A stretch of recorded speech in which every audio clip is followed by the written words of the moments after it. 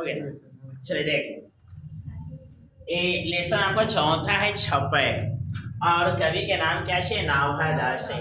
यह जन्म हुआ था 1570 ईस्वी में और देहांत हुआ था 1600 ईस्वी में।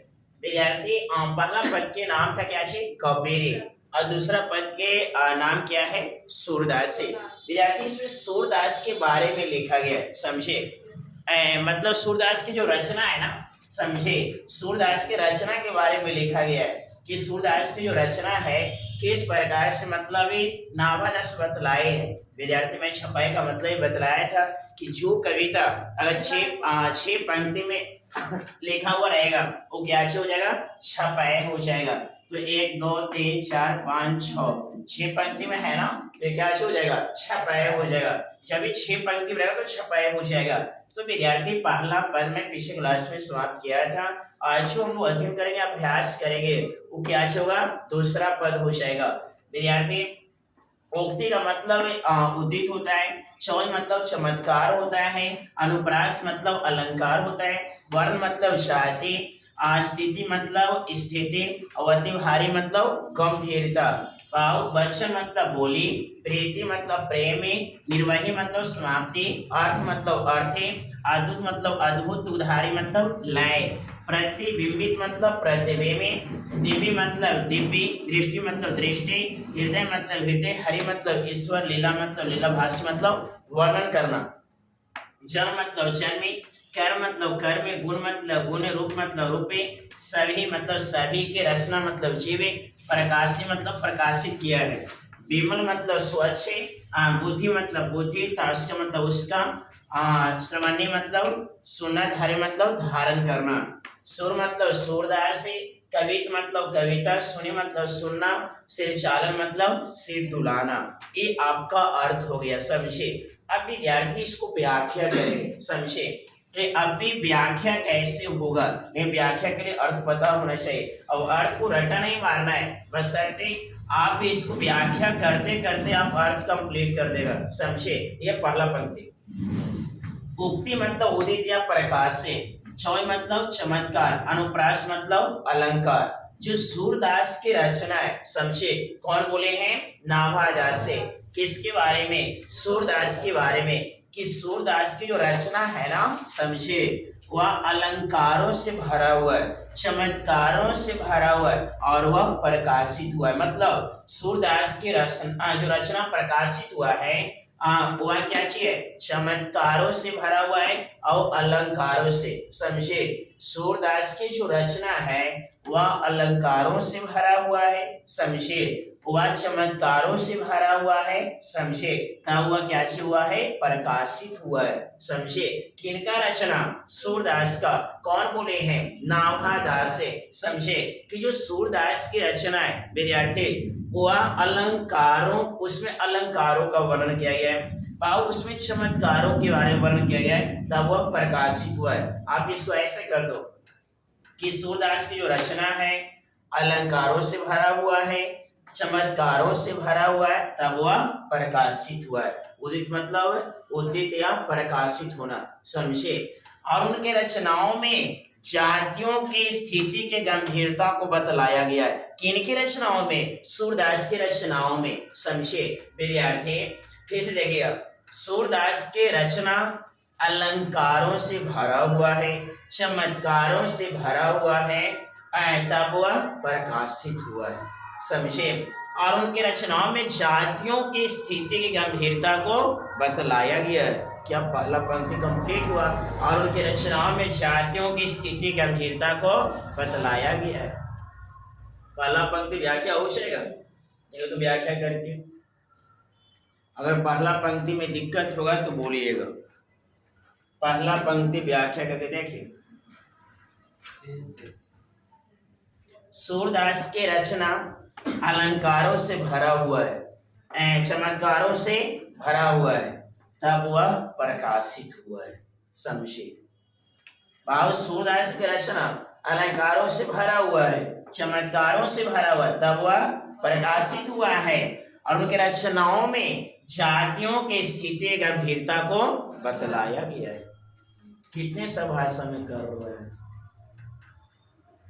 क्या समझ में आया? और व्याख्या हो जाएगा ना। दूसरा, वचन प्रीति निर्वाही अर्थ अद्भुत तुक धारे।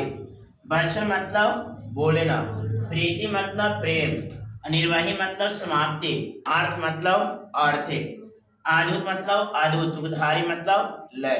विद्यार्थी, इनको रचनाओं की जो समाप्ति हुआ है बाबू, उनकी रचनाओं में प्रेम के साथ है, समझे बाबू। वचन का मतलब बोलना, समझे। इनकी रचनाओं में प्रेम के साथ, समझे बाबू, बोला गया है, प्रेम के साथ बोला गया है। किनकी रचनाओं में? सूरदास की रचनाओं में। सूरदास की रचनाओं में प्रेम के साथ बाबू बोला गया है, और इनके जो अर्थ है उसमें अद्भुत लय है, समझे। इसको व्याख्या ऐसे करिएगा कि सूरदास के रचनाओं की समाप्ति, निर्वाही मतलब समाप्ति, सूरदास के रचनाओं की समाप्ति प्रेम के साथ वचन से किया गया है, मतलब बोली से किया गया है, समझे। सूरदास के रचनाओं की समाप्ति, समझे, प्रेम के साथ वचन से किया गया है, या प्रेम रूपी वचनों से किया गया है। आप ऐसे कर दो कि सूरदास की रचनाओं की समाप्ति, कहा कि पूरा में रचना के वर्णन किया गया है सूरदास के। सूरदास की रचना की समाप्ति प्रेम रूपी वचनों से किया गया है, और उनके रचनाओं में रचनाओं के अर्थ में अद्भुत क्या चीज है? लय है। किनकी रचनाओं के बाबू? सूरदास के रचनाओं में बाबू, उनके जो अर्थ है क्या है? अद्भुत लय हो जाएगा। फिर से देखें, सूरदास की रचनाओं की समाप्ति प्रेम रूपी वचनों के साथ किया गया है, समझे, और उनके अर्थ में अद्भुत लय है। किनके अर्थ में? बाबू सूरदास की रचना जो कविता है ना, उसका जो अर्थ है ना, उसमें अद्भुत लय है, समझे। क्या हो जाएगा विद्यार्थी व्याख्या? फिर से, सूरदास की रचनाओं की समाप्ति प्रेम रूपी वचनों के साथ किया गया है, समझे। कितना आसान है। सूरदास की रचनाओं की समाप्ति प्रेम रूपी वचनों के साथ किया गया है, और अर्थ में अद्भुत लय है। कोई दिक्कत? इस देख लीजिए, सूरदास की रचनाओं में अलंकार है, चमत्कार है, तब वह प्रकाशित हुआ है। मतलब अलंकारों से भरा हुआ है, चमत्कारों से भरा हुआ है, तब वह प्रकाशित हुआ, समझे। और उनके रचनाओं में जातियों की स्थिति के गंभीरता को बतलाया गया है। क्लियर है? दूसरा, सूरदास की रचनाओं की समाप्ति प्रेम रूपी वचनों के साथ किया गया है, और उनके अर्थ में अद्भुत लय है। कोई दिक्कत? आगे, प्रतिबिंबित देवी दृष्टि हृदय हरि लीला भासी।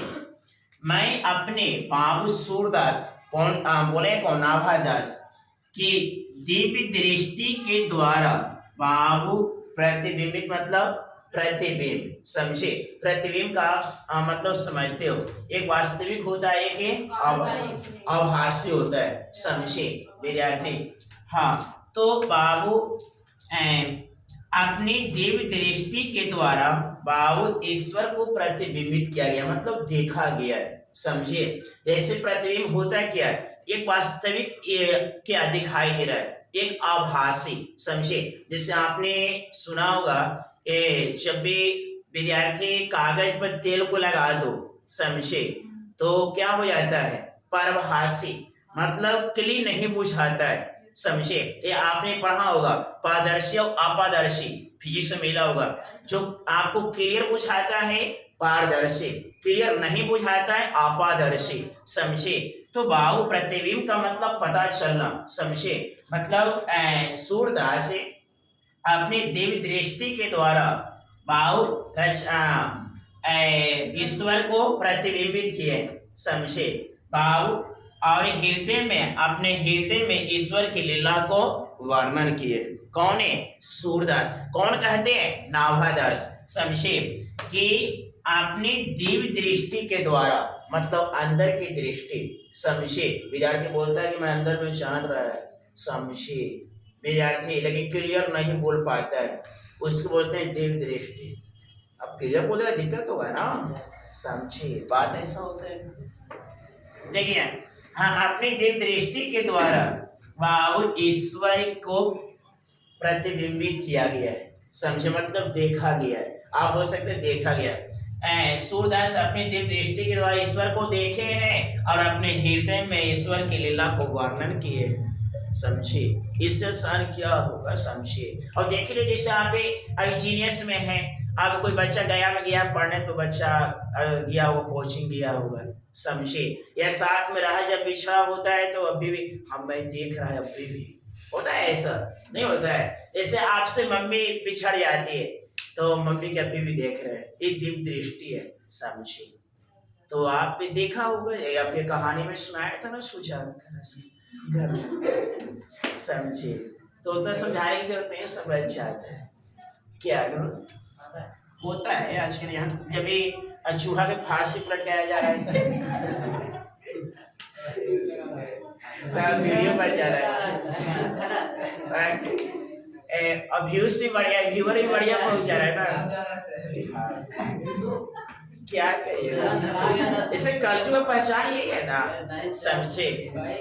जैसे पहले ये सब ना होता, फांसी सब नहीं होता था, लोग गांव में उसको पंच और सरपंच होता था ना, अभी होता है, या पहले महीने का आदमी होता था, गांव में उसको हल कर देता था। अब तनी मैंने कुछ हुआ, बाबू थाना पहुंच गया, चलो बतला ही देते हैं, बस थाना पहुंचा, वो भी बाबू अगर समस्या को हल किया जाए तो भी नहीं हो पाता है, समझिए। आजकल हाँ, अभी सीधे कोई तयन हुआ है, निकाल के बतला दे का ही देवो। अरे कितना देर से झांगू लगल है ना, निकाल के ये मारी देवो, जड़ के साफ। हाँ, अब लाठी निकालता है, बस वही वाला निकाल देता है। कितना देर से घूसा करके रख लेता है। देखिए भाव गया, सूरदास दिव्य दृष्टि से ईश्वर को देखे हैं और अपने हृदय में ईश्वर को लीला को वर्णन किए। हो जाएगा ना, सूरदास दिव्य दृष्टि के द्वारा ईश्वर को देखे, समझे, और अपने हृदय में ईश्वर की लीला को वर्णन किए। कितने आसान है विद्यार्थी, क्या समझ में आया बाबू।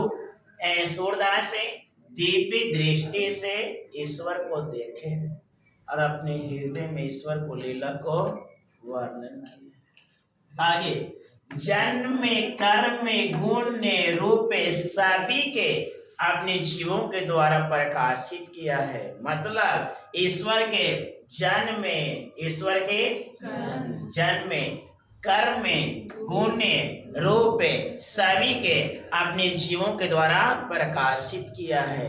कौन किए हैं? सूरदास। कौन कहते हैं? कि नाभादास। कि ईश्वर के जन्म में, कर्म में, गुण ने, रूप सभी के अपने जीवों के द्वारा प्रकाशित किए।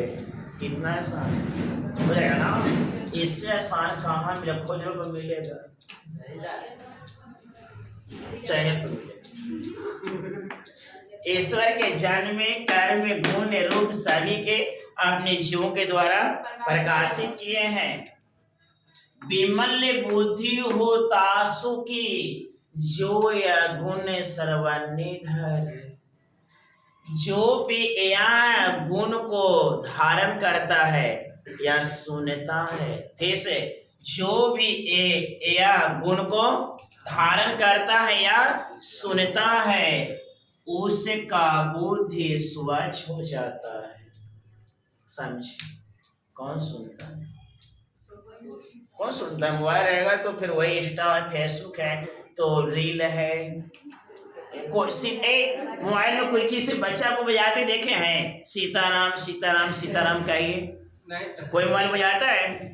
नहीं, बस से सुबह सुबह, और उसके बाद तो फिर इंडिया आजाद है। समझे? जो यह गुण को धारण करेगा या जो सुनेगा, उसका बुद्धि स्वच्छ हो जाता है। ऐसे में जो भी यह गुण, किसका गुण के? बाबू श्री राम के जो गुण को धारण करेगा, उनका जो भजन को सुनेगा, तो उसका बुद्धि भी क्या होता है? स्वच्छ हो जाता है। समझिए? ऐसे में कम से कम सुबह में सीताराम बोलो या रामचरितमानस पढ़ो, अरे सही लाइफ के लिए समझे। जैसे इनके यहाँ अभी कमंडल में ले जाएंगे 10 गो फल तभी पूजा कहलाएगा, समझे। वैसा पूजा करना कोई फायदा नहीं होगा। अब हम जा रहे खूब फल ले खूब अगरबत्ती धूप आओ कोई से झगड़ा हो रास्ता, अच्छा ये करा उड़ा ले पूजा हो गई। अब आओ या महिलाएं लोग झगड़े घर में, अब ये 2 महिलाएं झगड़े घर में, अब मंदिर में दोनों पहुंचे तो लो पर वहां भी वो हो गया तो दिखते हैं। हाँ, तो ये पूजा पाठ ऐसा कुछ नहीं है। पूजा पाठ की मतलब साधना, समझे। मतलब आप एकदम क्लियर विद्यार्थी, मतलब आपके अंदर में कुछ भी गलत भावना ना हो, समझे। मतलब सुबह में आप जग के अगर कुछ पढ़ते हैं, चाहे वेद हो चाहे रामचरितमानस हो, कुछ भी हो, समझे, तो आपके लाइफ के लिए बढ़िया होता है विद्यार्थी, समझे। तो वही लिखा गया है कि जो भी गुण को क्या करता है, धारण करता है, या जो सुनता है। इंटर वाले हैं सर? हाँ, इस इंटर का है, साइंस का बच्चा है। हाँ साइंस का है।